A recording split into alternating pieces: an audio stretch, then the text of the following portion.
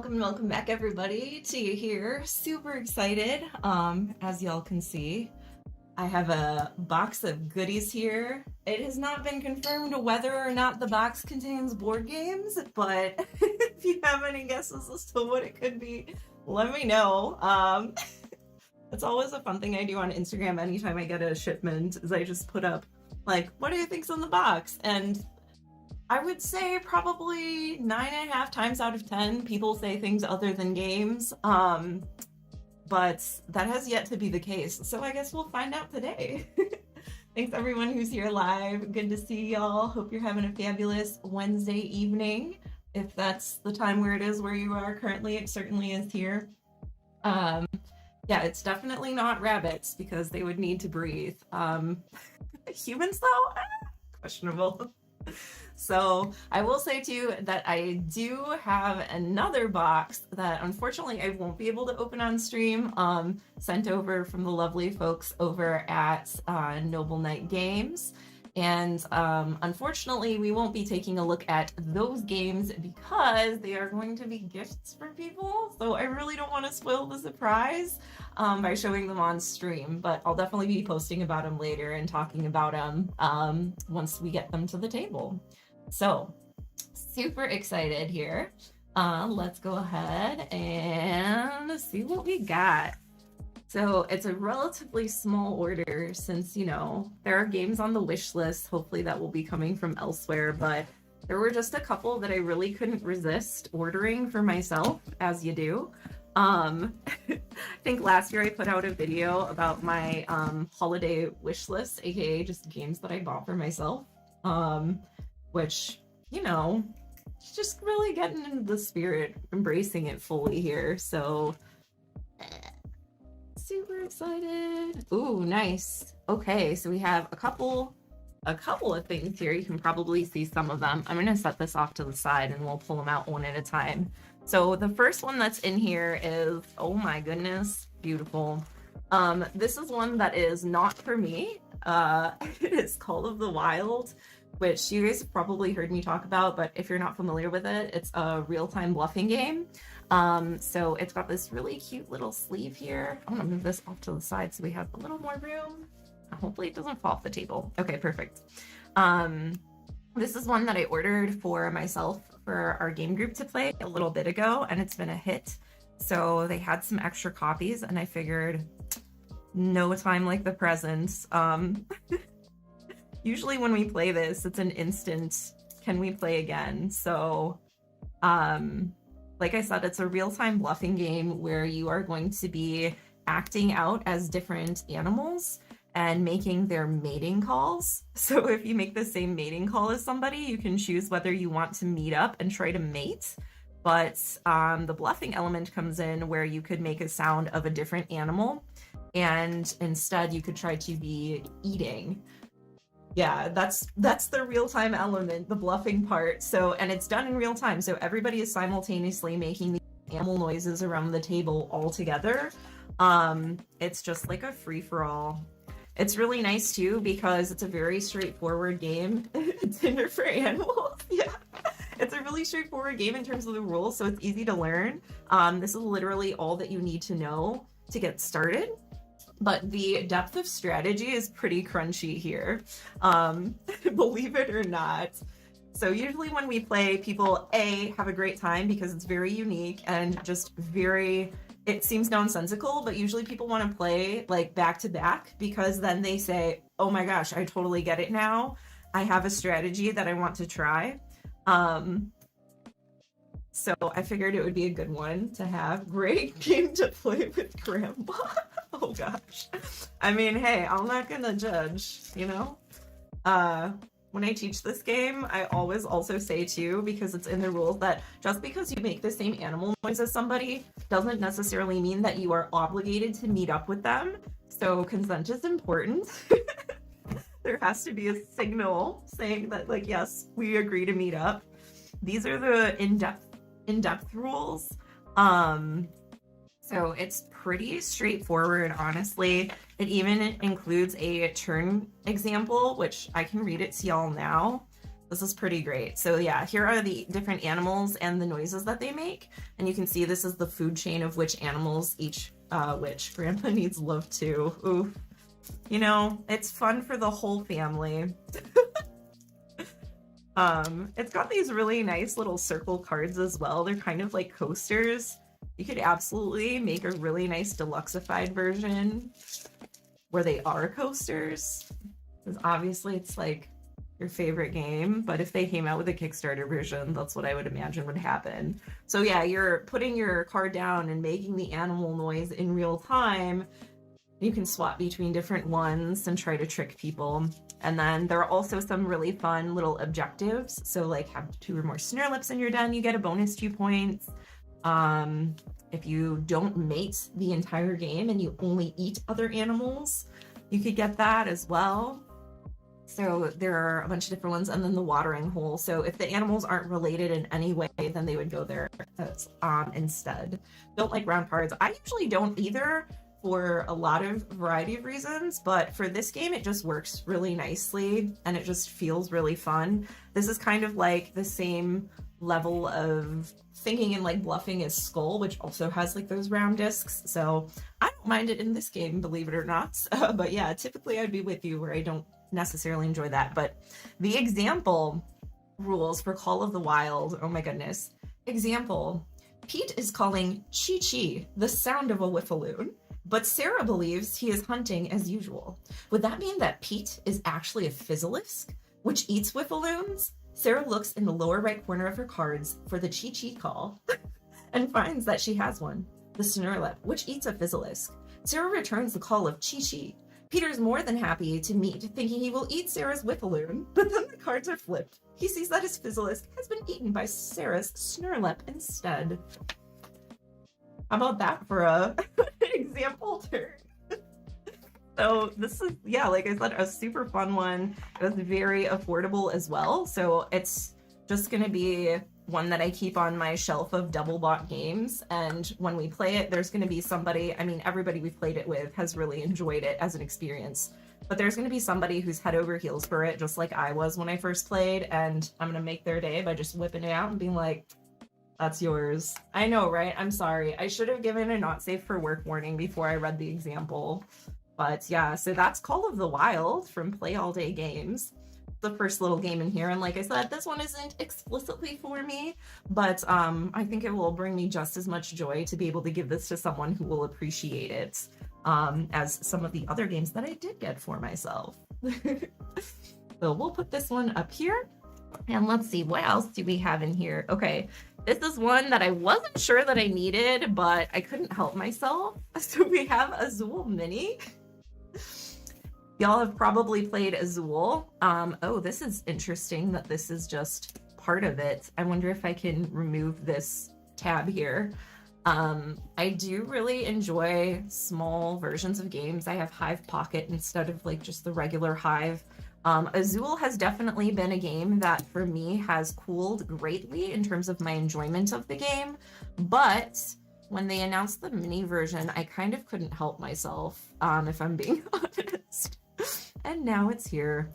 I'm really curious to see because I had looked up what the components were like briefly prior to ordering it, but I figured if it wasn't satisfactory, then I could just gift it to somebody and they would enjoy it a lot. Love to replace full-size Azul with mini. Yeah, so I was on the fence as well because for the full-sized Azul, the base game, I don't have any of the other expansions. Y'all can let me know what you think of them. I've only played base game Azul and the stained glass one. I almost said Sagrada. It's not. Sintra. I wasn't a big fan of Sintra. I've heard really good things about the, what is it, Queen's Garden or the Hex one, and Summer Pavilion I've heard good things about, but I don't know. I haven't played them yet. So I ended up getting all the like upgraded tiles for Azul as like gifts over the years, and I got the Special Factories promo from the Brett Spiel box. It was 2018 or something that had all the promos in it.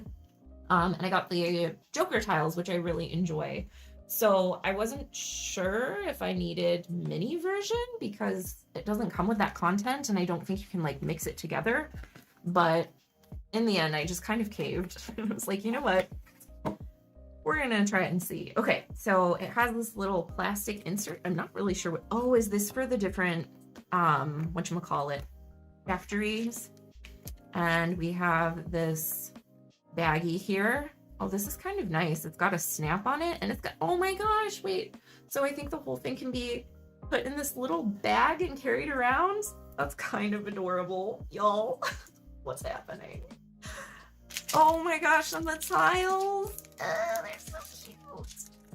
Okay, so they're definitely really, really light feeling. They've got a little groove in them, I guess, to make them easier to handle, perhaps. I'm not really sure what the groove is for, since it's on the bottom anyway. But they're very cute. Oh my word, the little first player token. It's so tiny. Hey, BizBear, thanks for coming by. Oh, these are adorable. Y'all, I'm not disappointed so far. This is wonderful. Oh, they're so cute. And they make a really nice sound. The groove is for people who like to fiddle with things. Honestly, I would believe it. Or maybe to keep the weight. Like, I don't know. They're not even that heavy, so I don't think it's to keep the weight down. Okay. Oh, okay, I see. So the boards have an overlay tray. Oh, this is really nice for tracking points. That's one of the things about like regular size Azul, is that it was always difficult for me because I knock things around a lot. And I know with Crystal Mosaic, they have an overlay tray, one of the expansions. But I always knock my score cubes and then I don't know how many points I have. So this, honestly, this track, super nice. And it looks like the, I don't know if y'all can see it, but the overlay tray has little grooves on it so that the tiles can slot into them. Oh, that's excellent. Oh yeah, that's not going anywhere. Oh, that's really nice.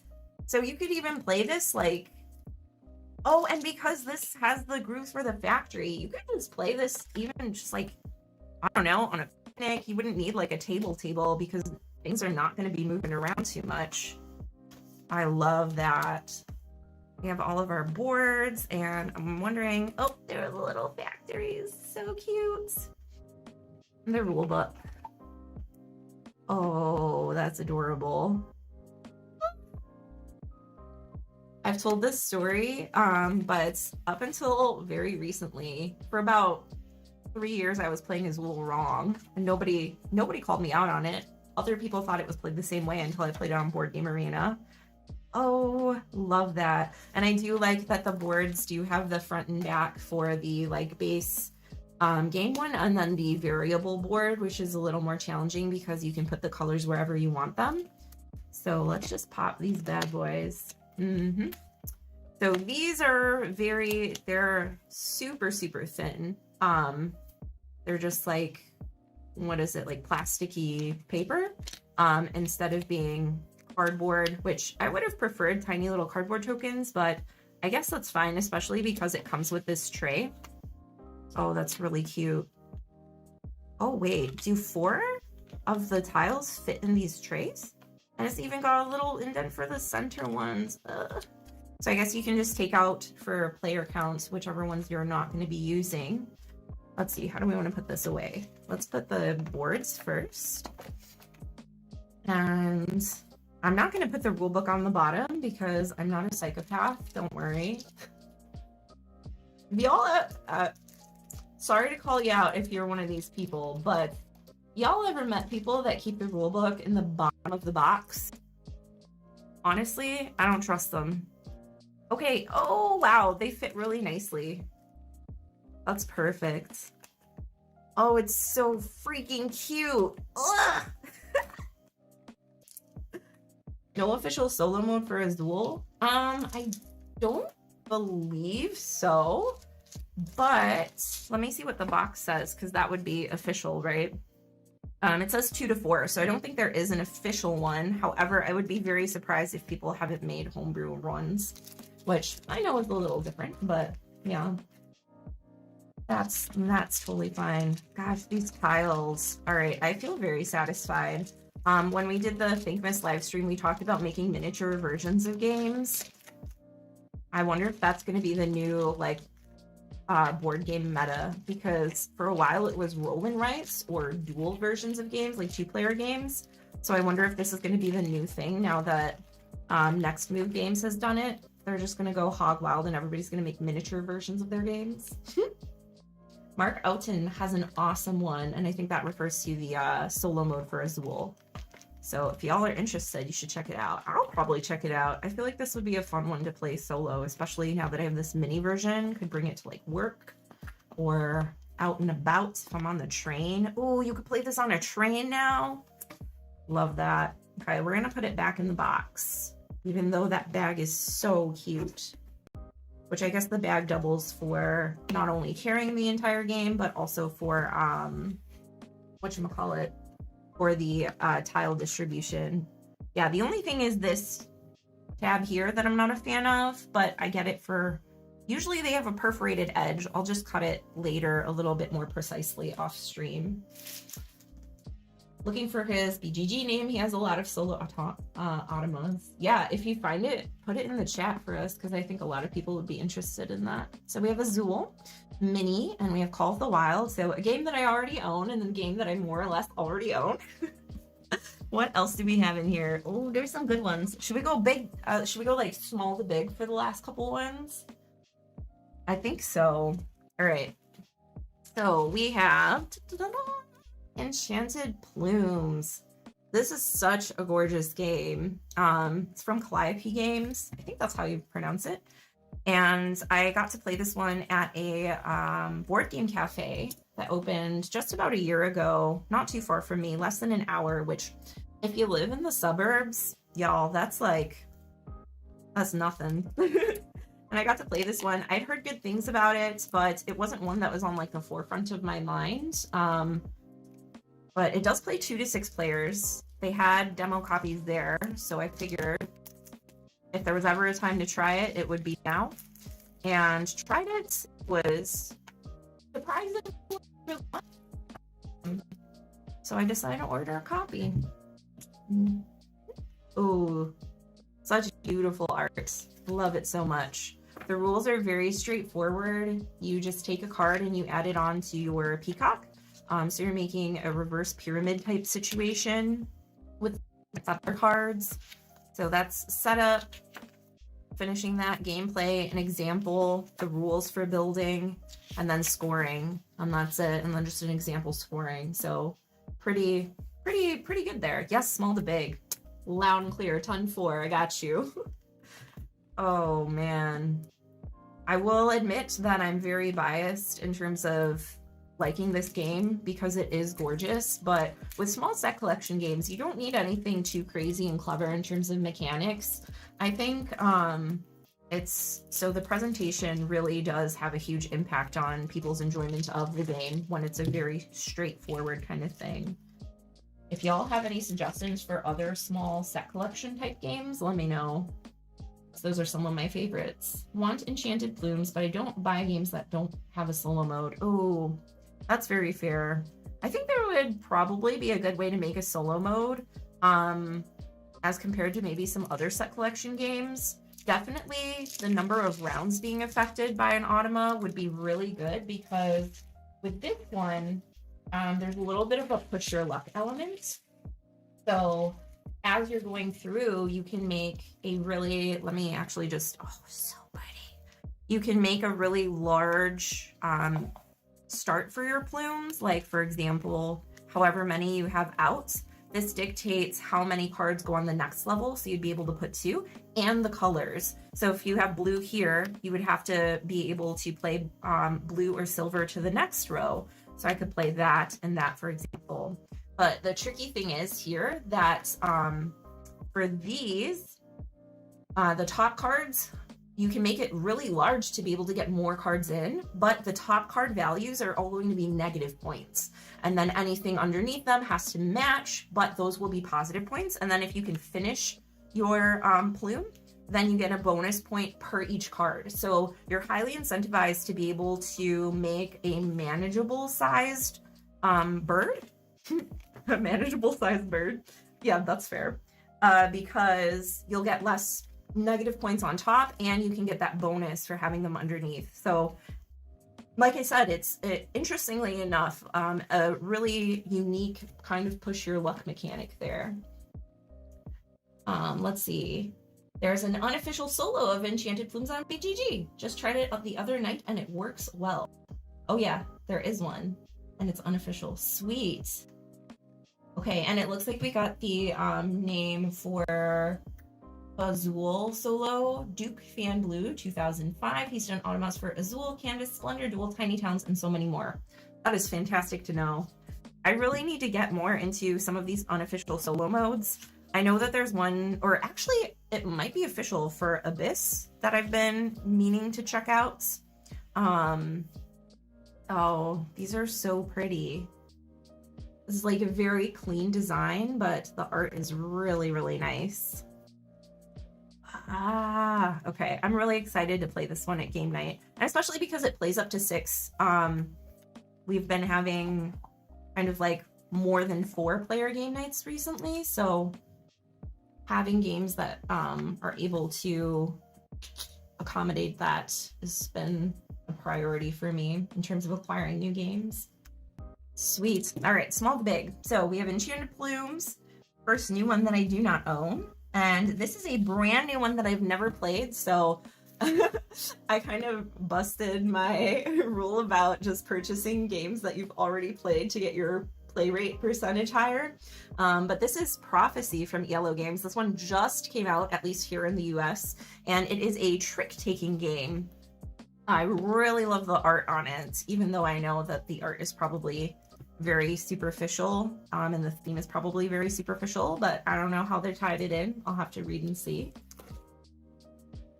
Okay, so the interesting thing about this one that I read is that it's a trick-taking game, and like a lot of kind of a new thing that I've noticed in a lot of trick-taking games is that oftentimes you'll have to bet like how many tricks you can win. But with this one, you don't just claim a number. You're not just going to be like, oh, I think I can win 3 tricks.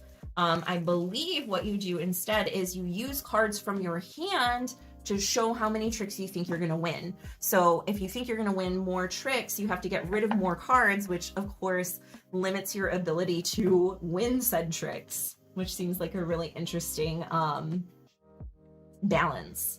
And oh, Enchanted Plumes is apparently an official solo mode from the designer. Wow, that's awesome. I'm very much looking forward to trying that out then. So yeah, let's see. We have the rules here. A clever and elegant trick-taking game that has you bet on how many tricks you'll win. Can you modify your hand exactly as needed to fulfill your destiny? Oh, I love the graphic layout of this rule book. It is so vibrant. Wow. Yellow knocking it out of the park. I mean, as expected, honestly. Super nice. And it looks very straightforward. I'm really... Oh, and there's a short game variant as well. That is wonderful. And it plays... Wait, it plays 2 to 6? That's even better. Where does it say on the box?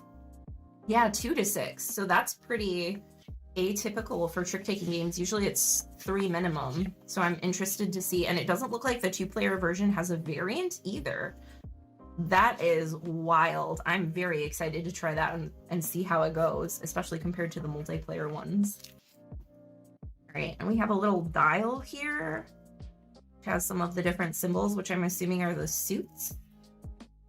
I usually don't jump right on board with brand new games before they've had some time to kind of percolate and people can post reviews and things like that, but this one just sounded really cool, and I do really enjoy trick-taking games. And I just think, you know, trick-taking itself as a mechanic is not necessarily the most interesting, but I think there are a lot of designers who are very compelled to take trick-taking and just innovate on it. So I really love seeing that and how people's brains work and how many different ways we can take this like very tried and true mechanic and freshen it up. Yeah, it's a spinner, but I think it's not, I don't think it's like a flicky, I mean, maybe it is, I don't know. I think it's just used to track things. However, there were like more than one of each. The Trump wheel, It says it tracks which suit is the trump suit for the current round, and there's a sequence. Okay, so it's not like a randomized spinner. It doesn't seem like. It's just to help keep track. All right. Oh my gosh, we've got some beautiful tokens here. Oh, these are like wood tokens, and they're painted or screen printed. Those are really nice. I wonder if this is like a once per round ability that you can do, or if this is just to mark your cards. Oh man. And they're very clicky. I'm sure that I won't be allowed to hold more than one of them at a time as per like the game rules, but that is super satisfying. All right, we'll set these in here on top with the spinner. Let's see actually what they are. A prophecy token. Okay. And what does it say the prophecy tokens do?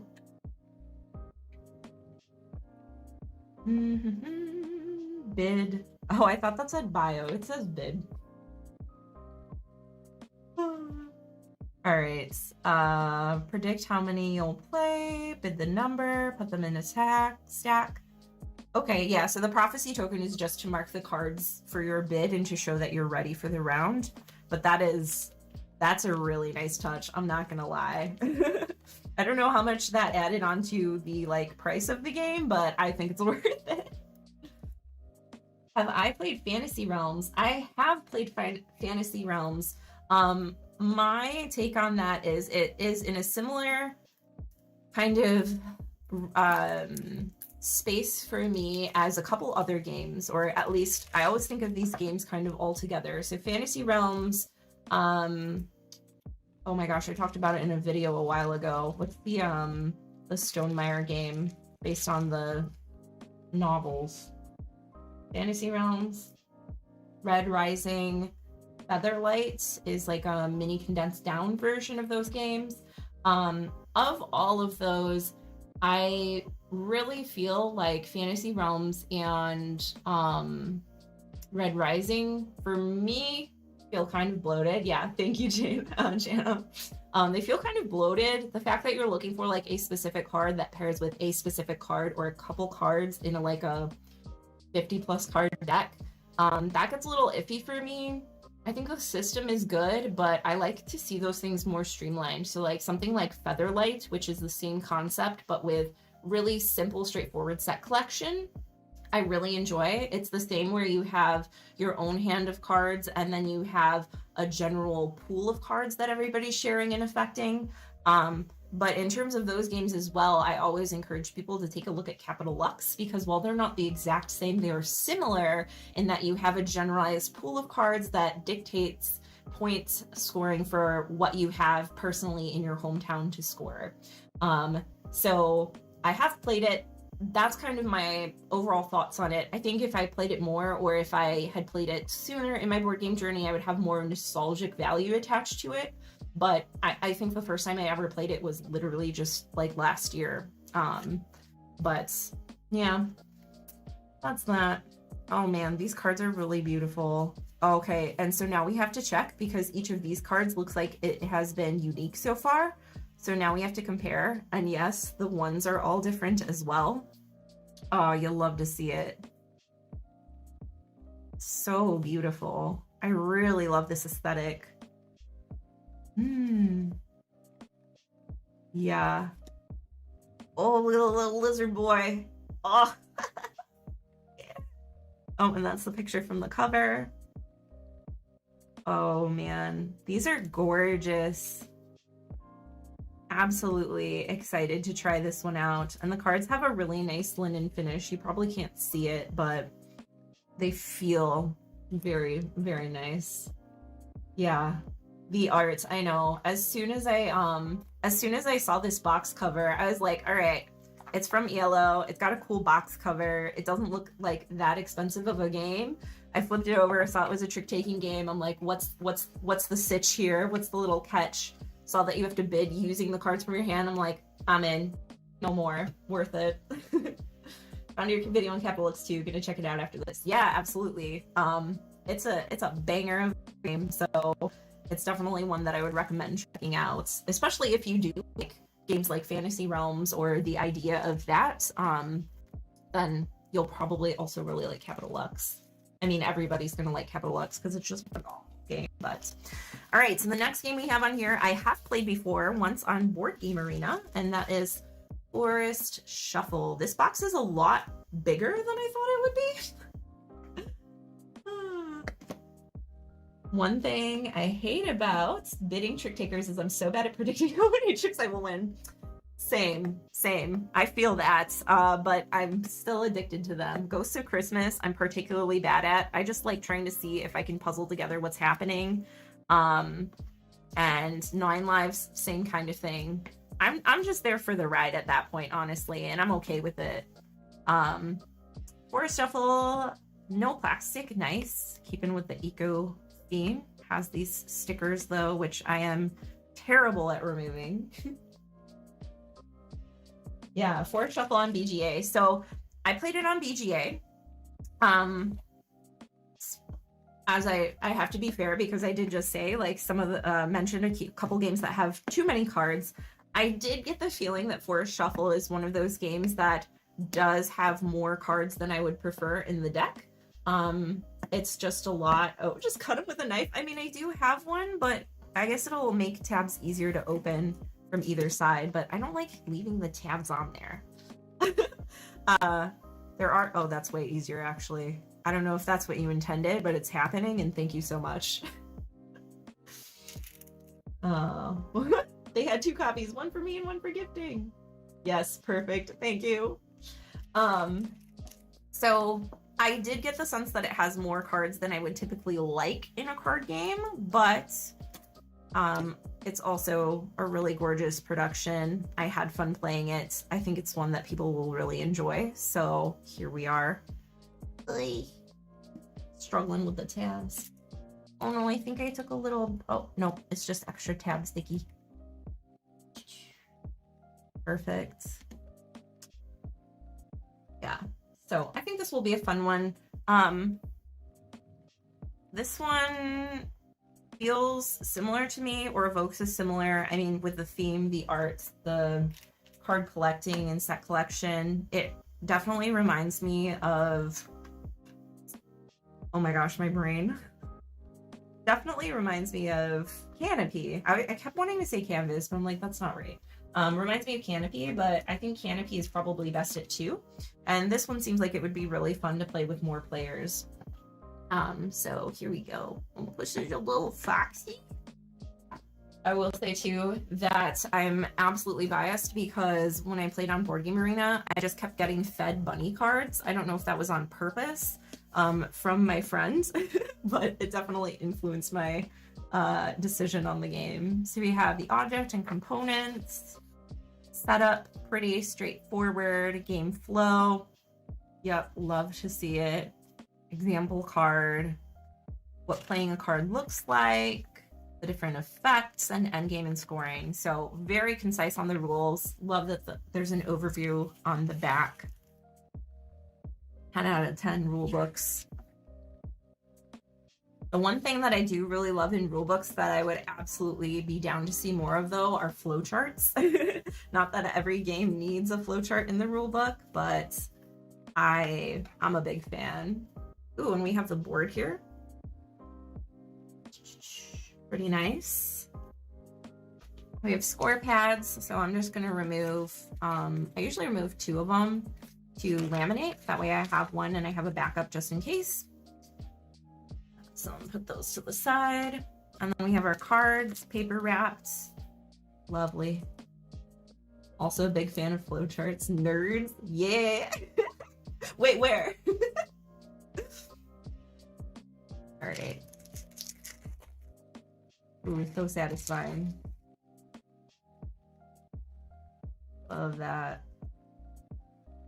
Oh, the cards are, for some reason, okay, for some reason I was thinking in my mind when I played on Board Game Arena that the box would be smaller in person, but the cards would be larger. But these are just like standard size cards. They're not tarot size or anything. But that honestly makes sense because, oh, I think it's because of the proportions of the cards that I was thinking they were tarot size or would be. for a physical version because they are a little bit on the longer side. But honestly, this one takes up a lot of table space, so that makes sense. We'll just show some of them. Butterflies. So yeah, with this one, you either tuck cards in, or you tuck cards into different trees that you can get. Oh, there are caves? What is that? I absolutely didn't see those when we played online. But you'll basically have like a tree card. And the cards on top or on bottom. Some of the cards instead will go on the left or right hand side as well. So you'll always have to choose between those two different things for each of the cards. I think I'm going to put the reference cards on top. Oh, what are these? Oh, is this just literally... Okay, so this is a bit excessive. They could have just printed out a sheet, but instead they printed on cards what all the different scoring things are for each card, which, based on what the cards said, I didn't really think, or the iconography is pretty straightforward. I don't really see why they would need to do that. And again, I think it could have sufficed to be just a rule book to save on printing and save on cardstock, but we'll let it slide. And yeah, the art is really gorgeous for this one. Big fan of trees. Here we go. Yes. Beautiful. Oh, winter. These are for the cards. And there's the little European hare. So the hares are fun because you can stack as many as you want in a tree. Normally you can only put one card per each side and then top and bottom. But very nice. Ooh, and a little bat boy. Love that. Also wish they were in the rule book. Yeah, very fair. Oh, and there's our fox. Oh, these are very cute. I really love all of the different... Squeaker? Wait, is that actually what they're called? No way. That can't be real. I've seen that animal before, and I didn't think they were actually legitimately called a squeaker, but everything else is so accurate, like beech marten, and European hare instead of just rabbit, or violet carpenter bee. So are those actually called squeakers? Y'all, I can't Google it right now because I'm holding these cards. Ooh, purple emperor. Very nice. But if you guys can tell me what that animal is called and whether or not it's actually called a squeaker, please have mercy on me. I need to know. All right, and we have some more cards here. More trees. Very nice. I have heard that there is some dominant strategies in this game that just kind of trump other things, but I suppose we'll see. Silver fir, 10 out of 10. Love fir trees. Birch. Yeah, so it looks like these are a lot of the other types of trees. And in order to play cards too, it's really fun because you have to, the cost is discarding other cards from your hand. So it's a way to get through a lot of the cards quickly, but again, it's not bad, but I do appreciate when games have more dynamic ways of using fewer cards and managing them than having a lot of cards and just constantly like drawing and discarding. But that's Forest Shuffle. Wonderful. Okay, let's see, put this one over here. And we have also, did you guys see my tiny Rubik's Cube? It's so cute. Speaking of Christmas gifts to myself, and it actually moves too. Can you believe it? Isn't that wild? Ugh. Man, hobbies are so cool. Young European boars are called squeakers. Oh my gosh. Oh. Hey, welcome. Super glad you made it here. And congrats on printing out Volet. That's super exciting. What is this? What's in here? This was just in here. Oh, isn't it extra or replacement or card for a Forest Shuffle, it looks like? Let's see. What do we have here? Oh, we have a Moor Birch and then Wind Chat and Fire Salamander. Hold up a second. Are these like extra things for pre-order? I'll check Board Game Geek. Forest Shuffle.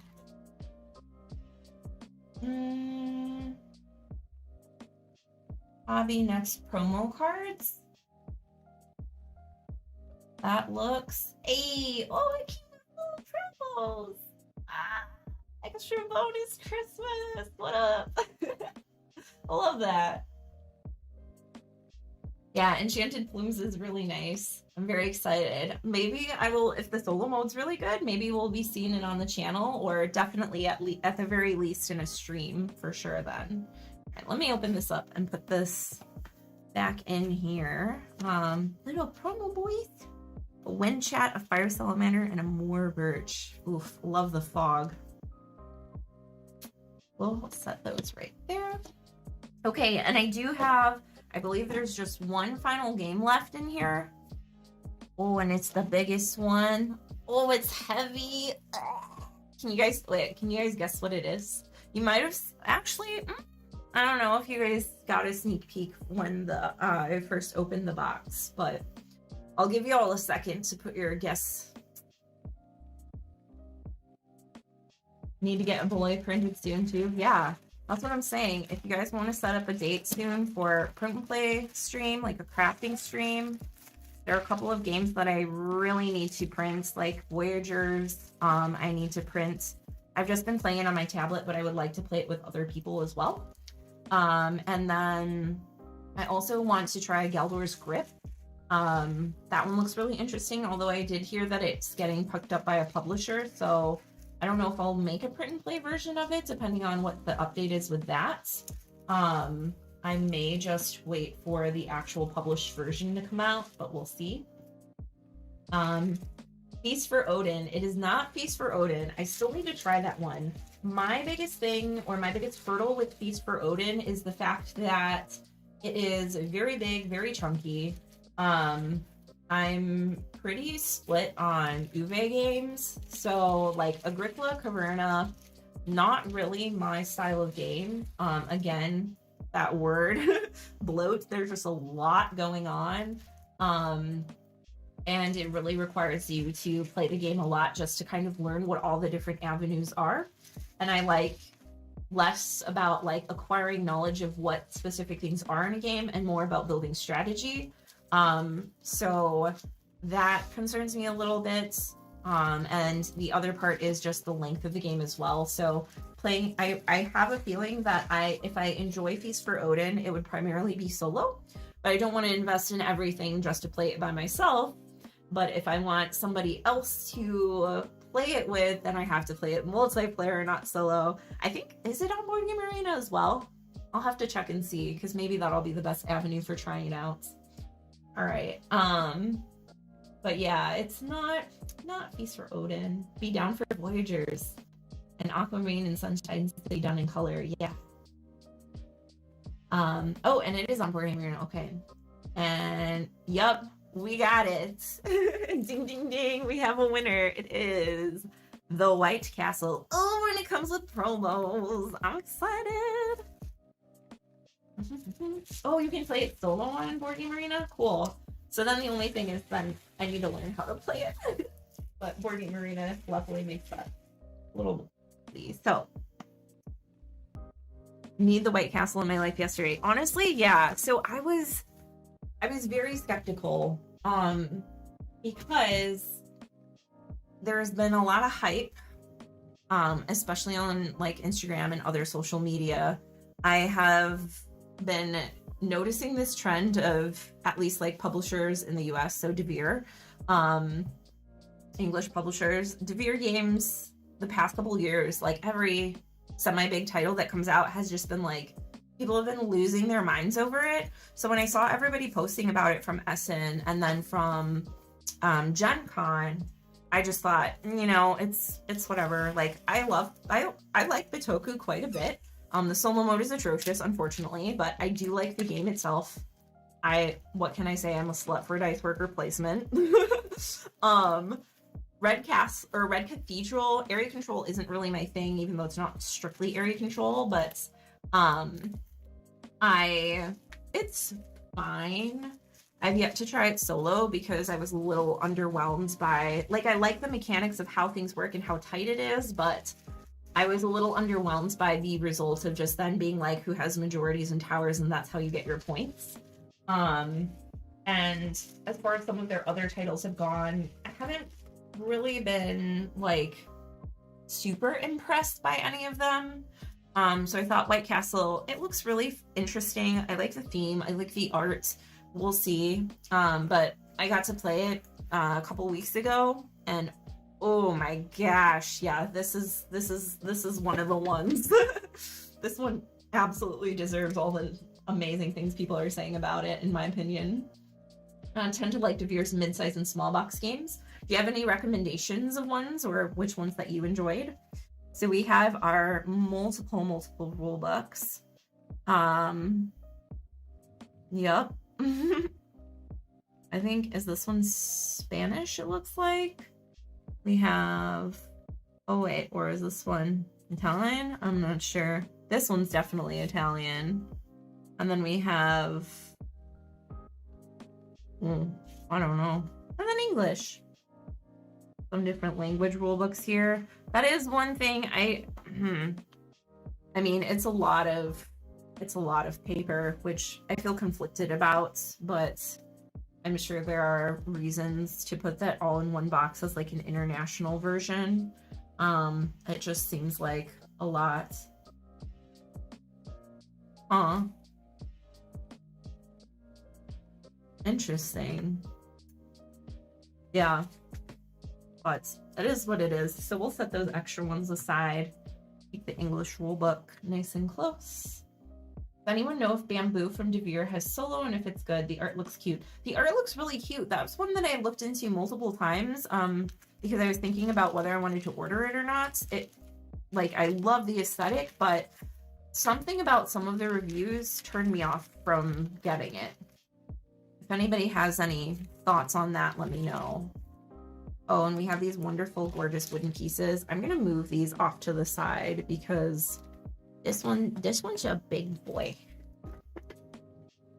And Silk is more area control. Yeah, I heard that Silk is just like really, really mean too.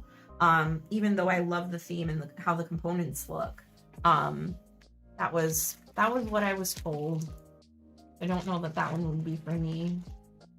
People really like Castle Party, but it was just so. Okay, to be fair, I do kind of like Castle Party, although it can get a little dragged out.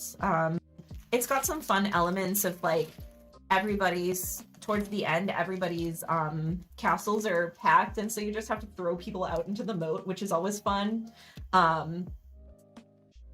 Lacrimosa is another big box one. Okay, so Lacrimosa looks really, the board looks very, what's the word? There's a lot of stuff going on. Visually, it looks very distracting, but I have heard good things, so that's one that I'm definitely interested in trying. Agree that Lacrimosa is excellent. I really like the theme too, or I like the idea of the theme, but I have hesitations because being a musician, and especially like very ingrained in classical music, I wonder about how well the theme is integrated and, you know, how that will look. I do appreciate the theme, but I'm hesitant or withholding judgment about whether I'll like the theme implemented in the game as well. Very Rococo, but on the lighter side of medium overall. Okay, I do really enjoy Rococo, and if it's even lighter than that, then I think it's definitely one we could get to the table pretty easily. So I'll have to keep an eye out for a copy that's not too expensive. Maybe I'll check on Noble Knight and see. That would probably, that'll be something I do after the stream. Just pop some of these on my wish list. As a fellow musician, found that it's very thematic and does a great job evoking the Mozart. Oh, nice. Okay, that's very good to know. These meeples are stuck together. These farmers made a little sandwich here. Happy holidays.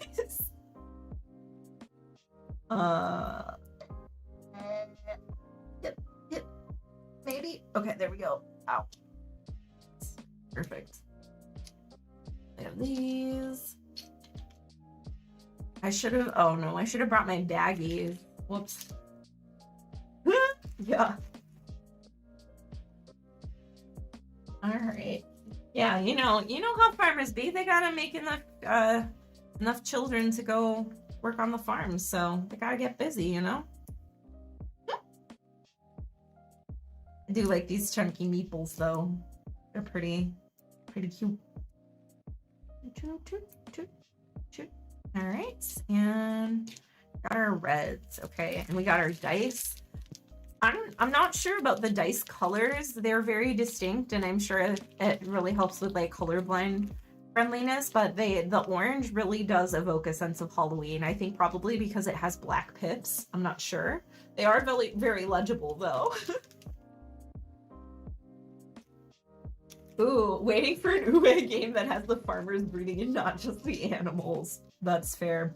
Also, check out this round tracker.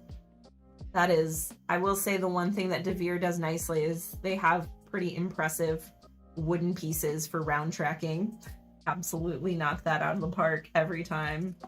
Ooh, and we got some little promos. Very cute. These are promos. I'm not sure if these are promos. Promo 1. Sweet. We have a couple little... This is one thing, though, that annoys me. Oh my gosh. So this is with Castle Party, too, and I'm sure there are other games. So for the promos, instead of just printing like a little sheet, here's what the promos do. You have to instead scan a QR code and go to the website and download a thing. But that's okay, I guess. Yeah. That Koi Boy, though. All right, and we have our reference cards. Very nice. Sweet. That to the side. Yeah. Yep. I'm glad I'm not the only one who feels that way about like the QR code scanning and what have you. It's a travesty.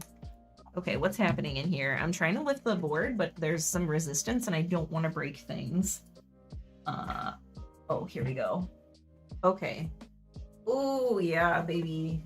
This is such a pretty board. I don't even know if it's going to be able to fit in the camera frame here. We'll see. Oh my gosh. Super pretty. Ugh.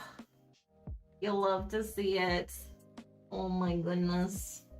This has a similar aesthetic to Traders of Osaka. Y'all have ever played that? One of the most gorgeous games. That was actually, fun fact, Traders of Osaka, I believe, was the first game that I ever sleeved. Not counting like trading card games and collectible card games I played as a kid. That one's super pretty too. Love how small it folds up. Yeah, all of that right in the palm of your two hands. Check it out. Wonderful. Oh, and we have a little bridge construction manual. All right, guys, you know they say the test of any relationship is whether they can get through assembling their first IKEA furniture together. You guys ready for that step together? All right, and we have some punch boards. Ooh, love it. Okay, we have our daimyo tokens. Beautiful. This is a game that I could definitely see myself pimping out. I'm usually not the kind of person who really wants to deluxeify a game, if you will. But yeah, I can see myself playing this one a lot, so I wouldn't mind it. So our little money tokens, very cute type. And the punchy outy centers. We of course won't be using them, as cute as they are, because probably use clays and or get some sort of metal alternative. I'm sorry, I know. You know, I just mean, listen, we've known each other a while, right? Some of us, most of us, been around the block. Just saying. I'm not asking for like a ring or anything. I'm just saying, like, let's put together some furniture and see what happens. And a nice player board. Ooh, love to see it. Yeah. Love this. Any of the creators that do like the punch board quizzes, like what is this from? Would you be able to identify these as the punch board from the trackers from the White Castle? That would be an interesting one. All right, that's one player board. We got another one. I really love punching out games. I don't know if y'all have a similar stance on that or affinity for that. The best one ever, I will say. You keep all your punch out boards. I used to keep them or put them in the bottom of the box to stack, but I also don't use like really sturdy shelves, and I have a lot of games, so I figured getting rid of them gets down on the weights and saves my shelves some grief. Yeah, it is really nice. The best punch board I've ever encountered, FYI, was also the largest Kickstarter I've ever backed, which was for the Dark Souls board game. I'm not advocating and saying that it's the best game ever made. It is far from it. However, the punch board was super satisfying. It was like butter. I ran home on my lunch break to pick it up because it had been delivered. I brought it into my coworker's room. We had lunch together, brought it in with me, started punching and unboxing it, and literally you could take your finger and run it along the punch board, like barely touching it, and the tokens just fell out. It was magical. Am I into the video game? Yes, that's actually why I got it, because I thought it's absolutely my favorite IP, like video game IP, probably almost anything IP. And I thought, hey, even if the game is not spectacular, those minis though, I don't collect a lot of stuff, but I thought, you know, for the good old Souls games, might as well. My friend uses them to play with kids. Perfect shape templates for drawing. That's very fair. Ooh, do some collages with the punch boards. That could be cool. Yeah, work as stencils. Yeah, so my coworker ended up keeping all of the extra punch boards because he's an art teacher as well. And so it's nice for having different like circles and square-ish types of outlines for students to work with.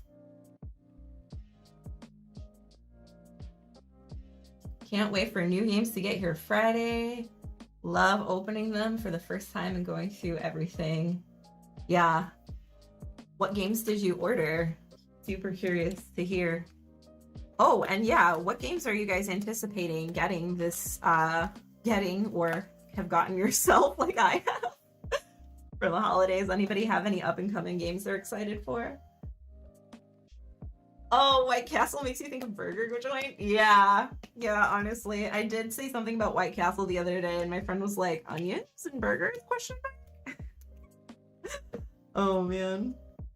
I mean, you could always get a German version and it's what, Die Weiße Burg? So then you don't have to think about the fast food restaurant.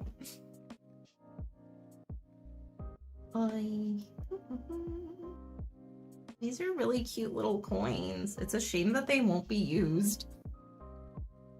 BF got Wingspan because we're huge Elizabeth Hargrave fans. Ironically, it's one of their games that you haven't played yet. What?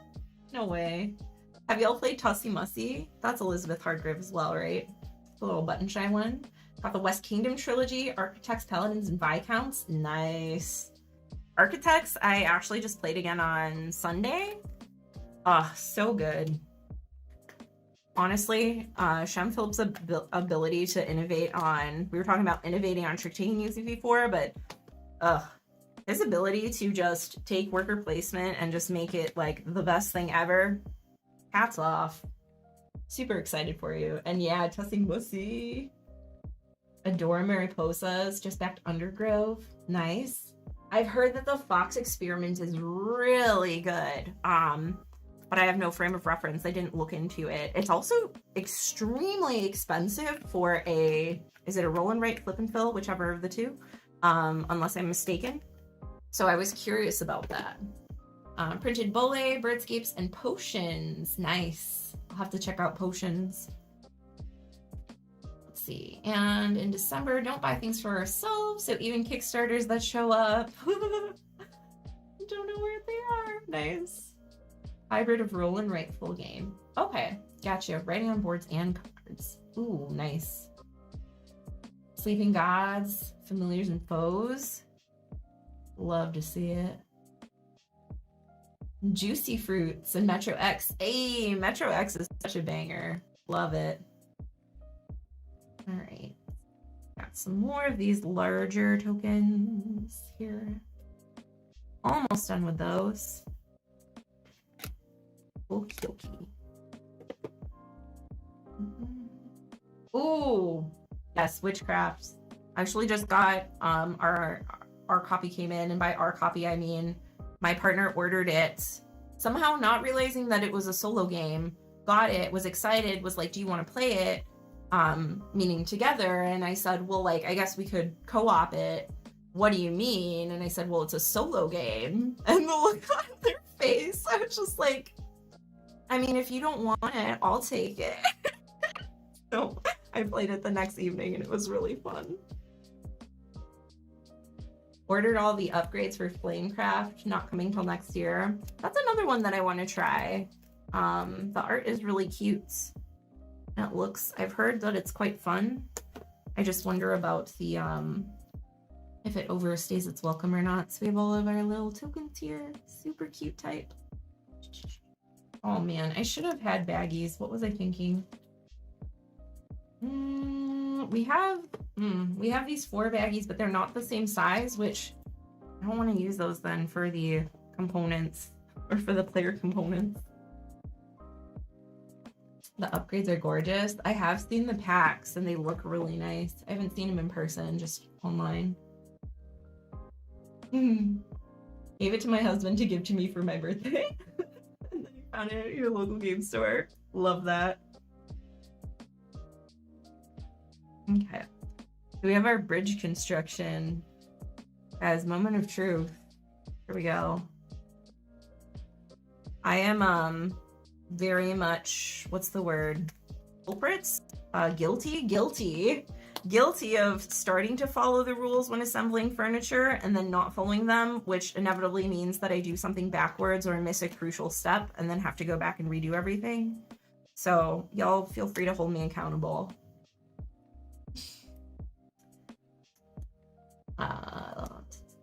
Ooh, there's a solo campaign for the Dragon game. I didn't know that. Daybreak co-op. I've not played it. Oh. Alright, so we got these long boys. We've got these over here. A lot of stuff. Okay, these are the edges for the bridges, got it. 1, 2, 3. 1, 2, 3. Okay, we're gonna have to move some stuff around.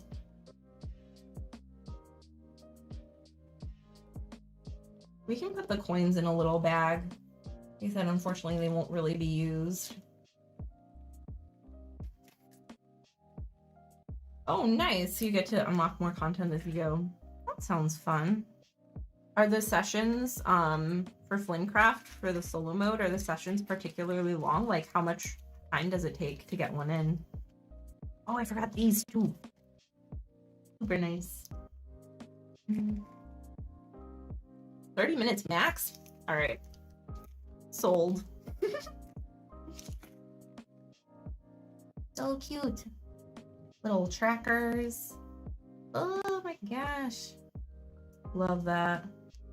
I like that the different colors have a different like faction symbol printed on their point tracker as well. It's a little touch. It's completely unnecessary. It doesn't impact the state of the game, but very appreciated. Oh. Okay, put those there. Put these here. Put these here. All right. Oh, actually, so then we can put the money in here because it's smaller. Matt Leacock. Which game will Matt Leacock?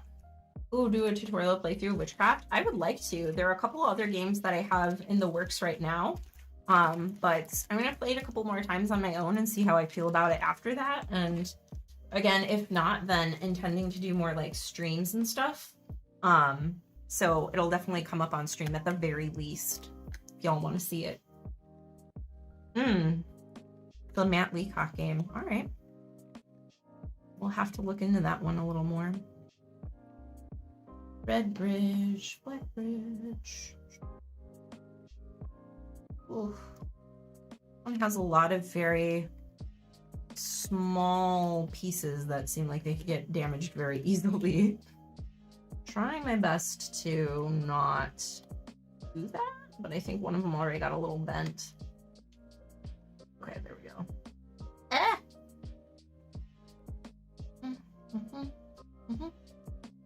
And last one. Perfect. Okay. I think we can even start putting some of the stuff back in here. So we have the board, the player boards, put the money down here underneath. Okay, and then we have our bridge assembly. So yes, we're looking at the instructions. We have, oh, there's a little punch outs here. Shoot.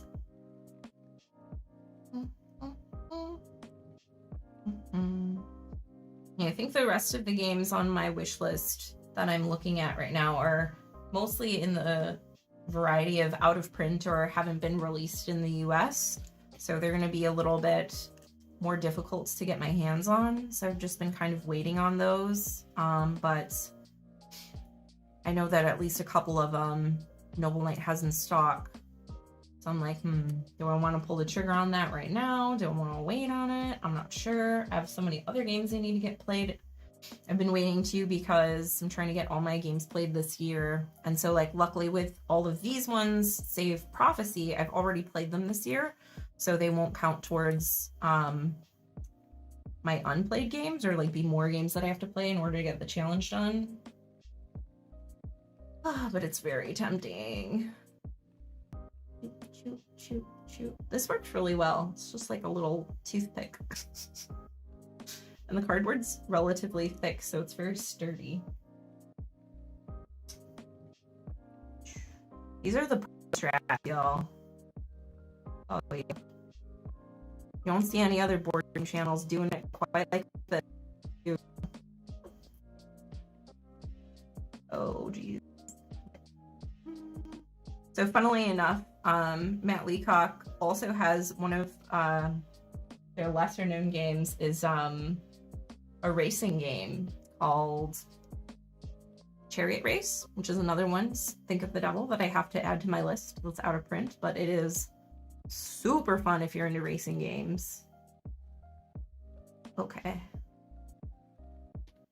We have everything punched out finally. Beautiful. Oh, did you guys hear that? That was my neck. Okay, so let's start red, white, or black bridge. Let's start with black bridge. Why not?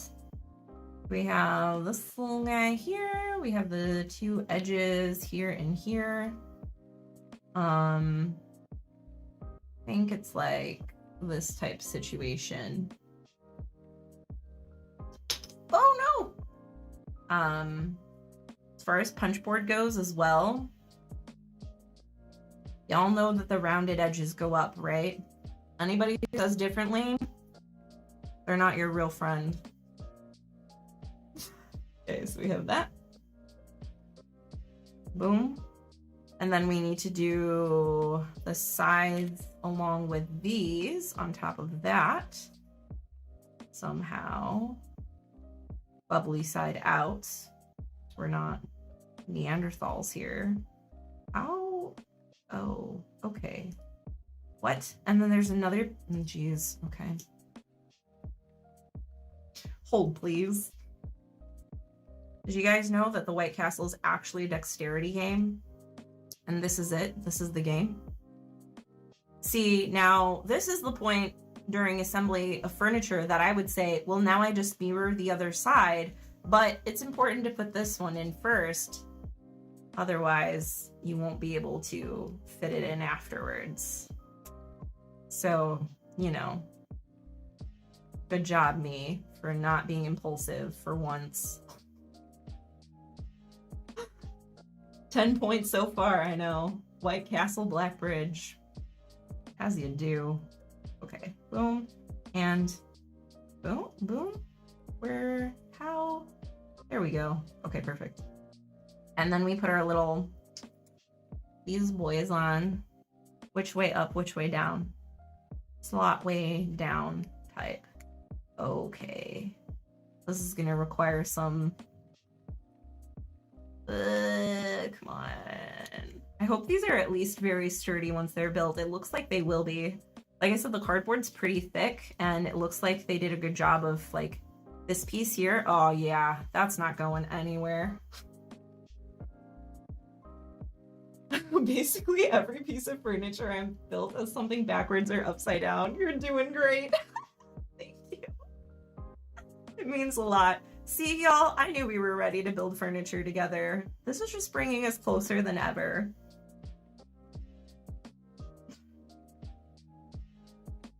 Oh gosh. Yeah. Oh, look at that. There you go. Ooh. Oh. Oh. Sorry if this is TOS, but worth it. Oh, took too long. -5 points? Come on.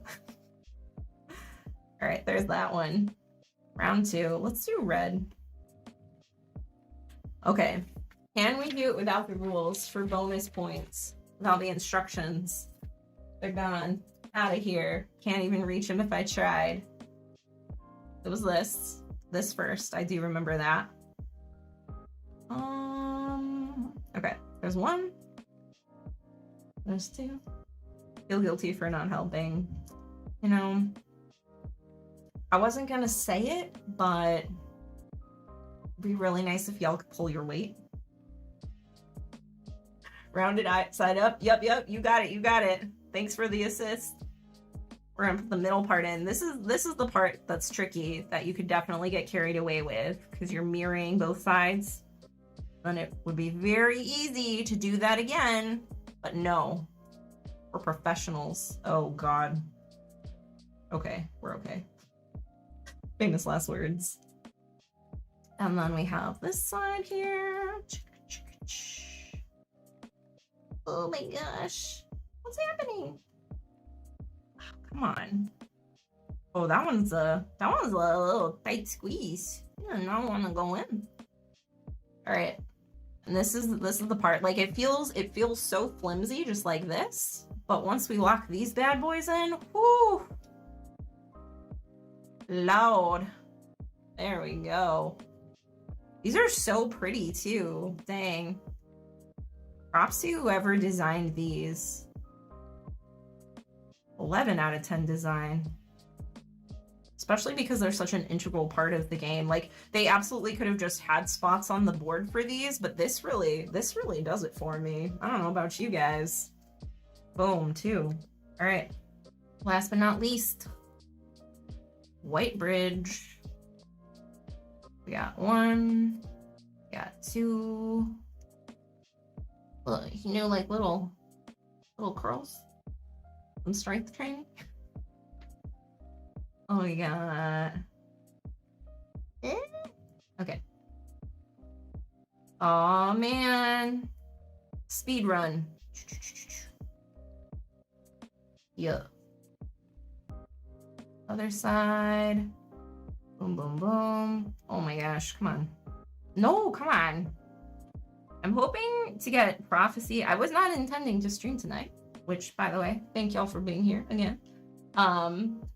This one goes with the castle. Plus 25. Yeah, that's what I'm talking about. I was not intending to stream tonight, but the game showed up. They were actually supposed to be here Monday. The game showed up, and I thought, you know, it would be fun to do an unboxing stream, see what everybody's up to in the middle of their week. Have a nice little chill sesh. And I really want to play Prophecy tomorrow. Thursday night's board game night, so I really wanted to get it to the table. And I thought, you know what? Might as well pop the stream on, see what everybody's up to, unbox the games together. I got this one too. Oh no, come on. Yeah, you can do it. Please, help. Nice, there we go. Oh wait, this one's not down all the way. Oh, are the other ones? They should be flush with the bottom. Oh, Y'all, we messed up. There we go. That'll be even more stable. Y'all see that right there? Little bits. Mostly get games one at a time though. That's very fair. I can't help it. And you know, with like a lot of things with shipping, I should be proud of myself because it seems like I can't control myself because there are a bunch of games all at once, but really it's waiting on a couple of the games until I can get them all together. So really, pat on the back to me. All right, and then we have our cards. So these are the different cards that'll add on to your board and like build your engine and go to different parts of the castle as you go along. Yeah, very nice. Super pretty type. Just pop those in a bag as well. Lost 100 points for doing them in the wrong order. Final score -50. Yo. Oh man.